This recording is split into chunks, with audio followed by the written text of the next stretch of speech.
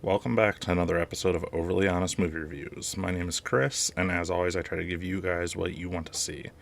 Please like this video, then subscribe and follow me for more content like this.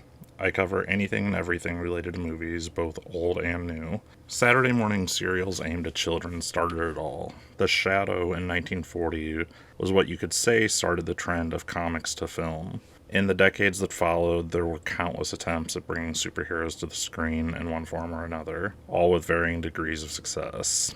The modern superhero trend is kind of hard to pin down. While the 80s saw a lot of one-off attempts ranging from Superman to Roger Corman's train wreck that was 1994's Fantastic Four, the real renaissance of superhero movies didn't start until 2000.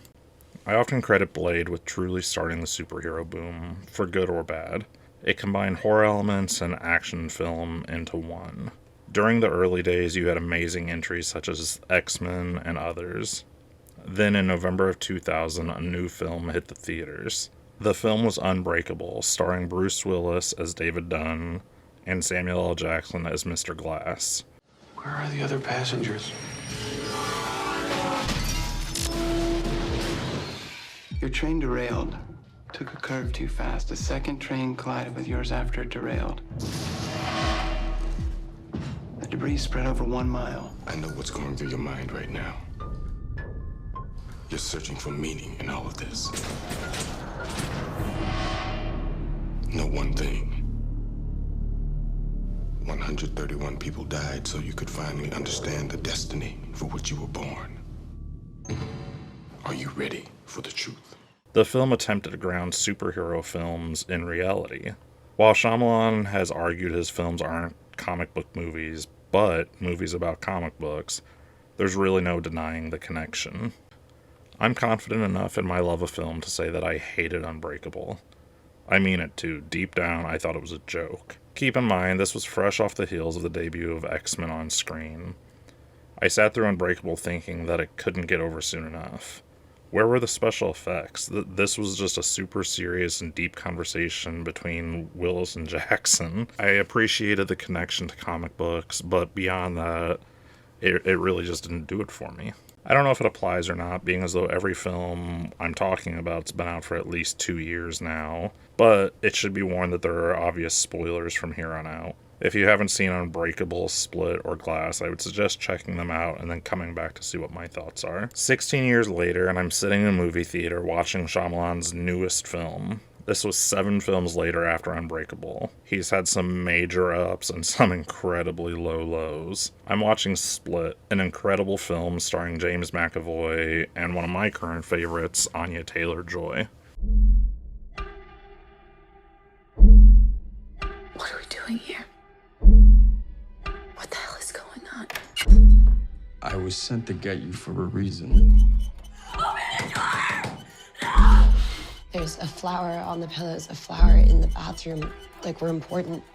The only chance we have is if all 3 of us go crazy on this guy. Who is that? Maybe she can help us. We're here! Help us! We're in here! Don't worry. He's not allowed to touch you. He knows what you're here for. He listens to me. This film about a man with dissociative identity disorder, or split personalities, was remarkable. I was on the edge of my seat throughout and thoroughly enjoyed the entire film. Then the end of the film happened.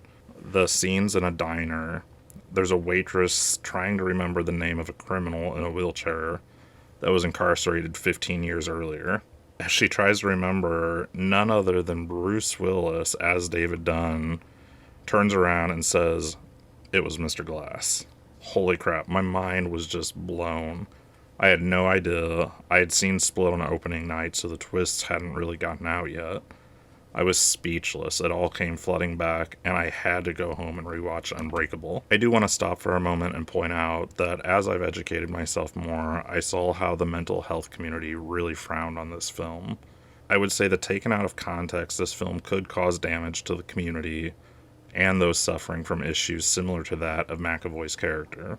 With that being said, I want to point out that it's also a superhero movie. It takes place in a fictional universe, but nonetheless, please make sure that if you've watched Split or that you're going to, understand that it's not connected to reality in any way. I've also gone ahead and put a link down in my description to the International Society of the Study for Trauma and Dissociation. Please don't be afraid to ask for help if you need it. Dissociation is no joke.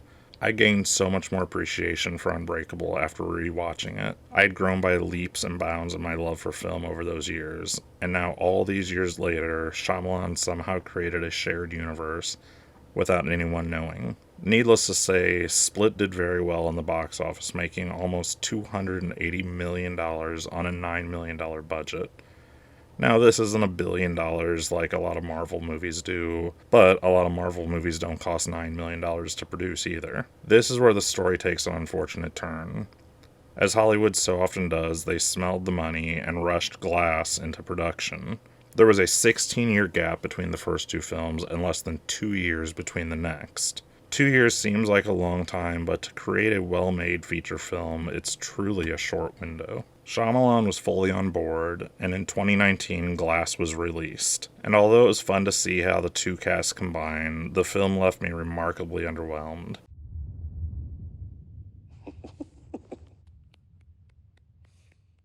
Good for you. This is not a cartoon. This is the real world. No way. And yet, some of us still don't die with bullets. Some of us can still bend steel. I've been waiting for the world to see that we exist. Split, and upon rewatching Unbreakable, were both brilliant films. And then we have Glass that just felt forced and unfinished.